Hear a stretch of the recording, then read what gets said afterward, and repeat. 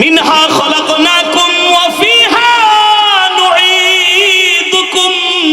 করেন, পারেন না এই দোয়াটা? পড়েন তাহলে।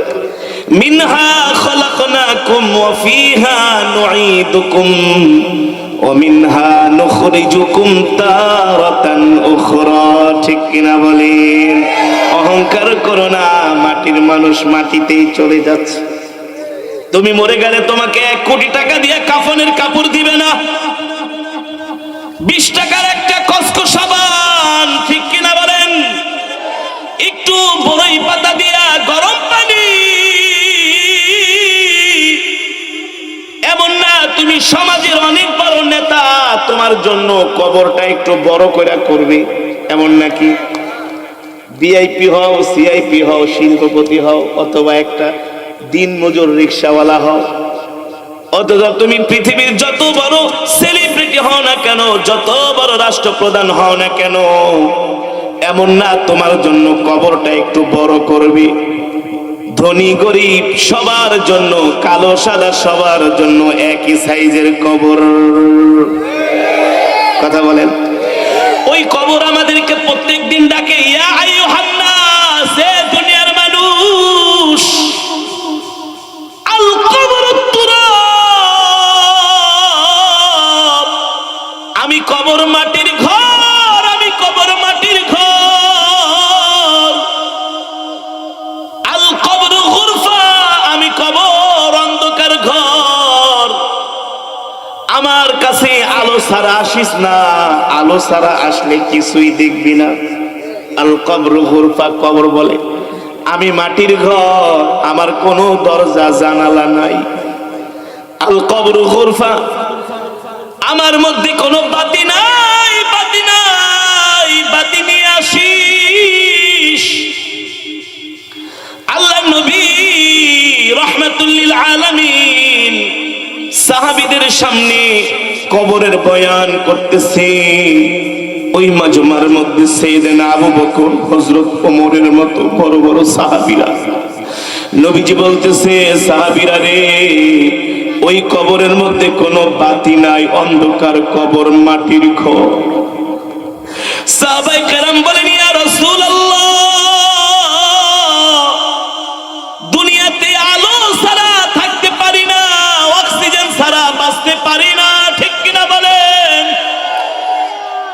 এসি রুমের মধ্যে থাইকাও গরম কমে না।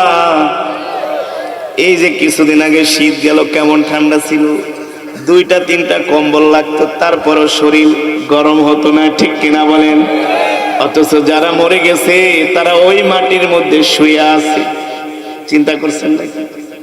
এমন না রে বাবা, মরে গেলে কম্বল দিবে, অথবা কবরের মধ্যে এসি লাগাই দিবে, অথবা বাতি দিবে।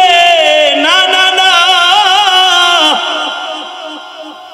না, আসছি খালি হাতে, যাব খালি হাতে, ঠিক কিনা বলেন? এ কারণেই বাদশাহ জুলকারনাইন অনেক বড় আল্লাহর ওলি ছিলেন। বাদশাহ জুলকারনাইন নাম শুনছেন নাকি? এই বাদশাহ জুলকারনাইন ইন্তেকালের আগে তার ছেলেদেরকে ডাকছে, ইয়া ওয়ালিদ তাল ইজলিস। বাবারে, আমি তো অনেক বড় বাদশাহ ছিলাম, আমার তো অনেক টাকা পয়সা ছিল, আমার তো অনেক অর্থবিত্ত ছিল রে বাবা।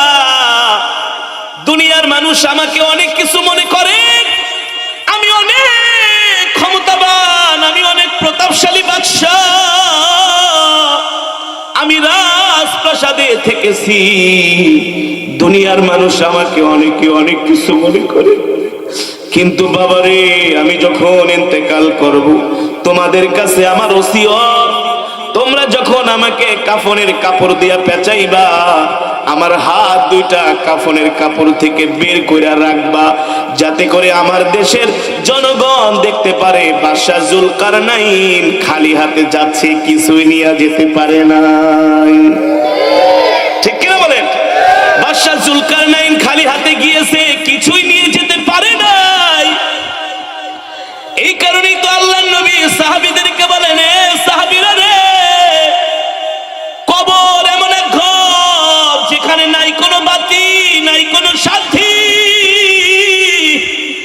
আজকে মারা গেলে কালকে 2 দিন,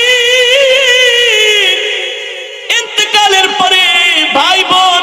স্বজন একদিন, 2 দিন, 3 দিন কবরের কাছে যায়, তারপরে আর কেউ খবর নেয় না। কবরের বাঁশগুলো ভেঙে ভেঙে মুখের উপরে পড়ে, কবরের মাটিগুলো সরে যায়।